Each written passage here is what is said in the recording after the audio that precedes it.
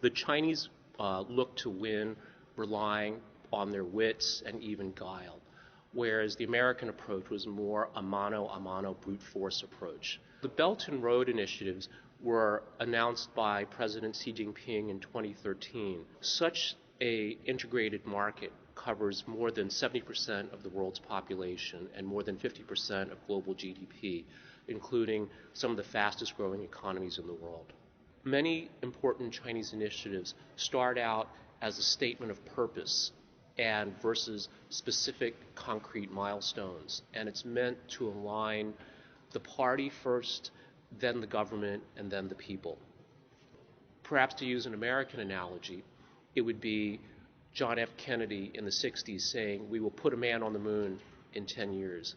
He doesn't talk about the propulsion systems, where this is going to be built, what kind of technology is going to be used, but announcing a grand, ambitious goal to mobilize society, all sectors of society, to work towards a common objective.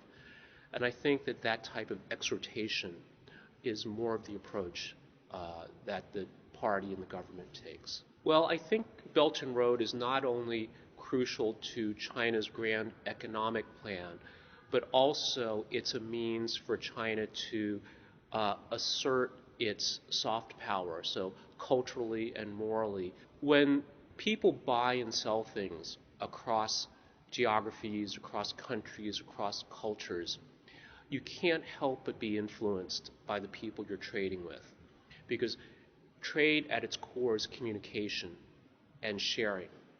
So China has a very strong established Confucian culture. We can look as we move west to Central Asia, to the Middle East. Now we're looking at more of an Islamic culture where God or Allah has primacy. And then on to Western Europe, where society is founded on the preeminence of the individual. And of course, each of those countries has its own distinct culture, language, ways of doing things. So a byproduct of greater trade and investment will be greater sharing and of culture, of ways of life.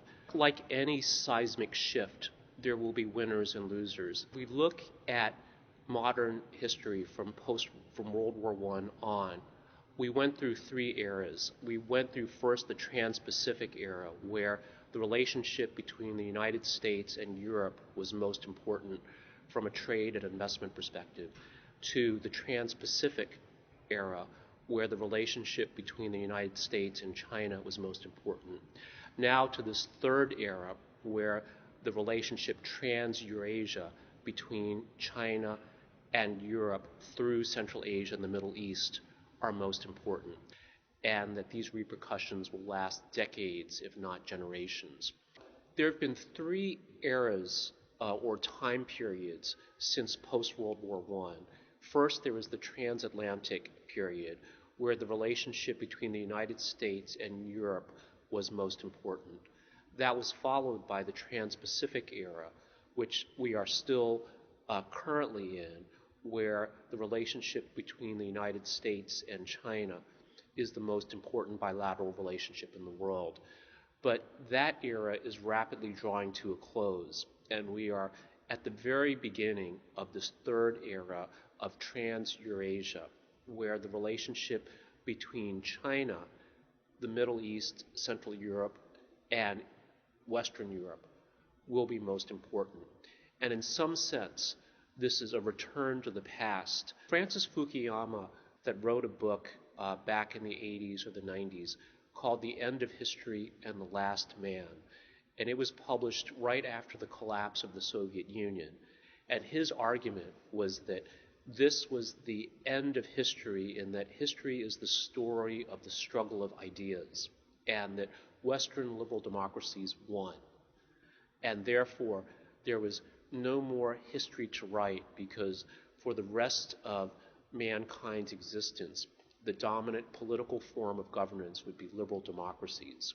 But arguably, we can see that that was not true. The challenges for doing this, of course, are that each of these countries and regions are at a different stage of economic and political development. and whether they can absorb, digest, and implement new infrastructure, new technology, new ways of doing things is an enormous, enormous challenge. And one way to think about this is it is almost this Huntington-esque, from a Samuel Huntington perspective, clash of civilizations, in that there's the Chinese culture, Chinese way of doing things, there's the Middle Eastern Islamic way of doing things, there's an Eastern European, there's a Russian way of doing things, and these all must be integrated and in a sense harmonized. I think we are now moving past the Trans-Pacific era to the Eurasian era, in that what happens in Beijing, in London, in the UK, in Germany, in Iran, and Pakistan is becoming much more impactful to not just the region but the world.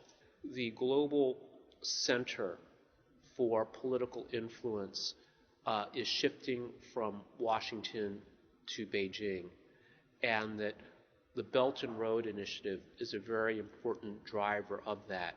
I think future generations will look back on the Belt and Road as having a profound impact on the economic and trade and investment patterns globally, and all that that implies. So the availability of goods and services, the kind of job opportunities, the kind of travel opportunities, educational opportunities that billions of people will choose and encounter.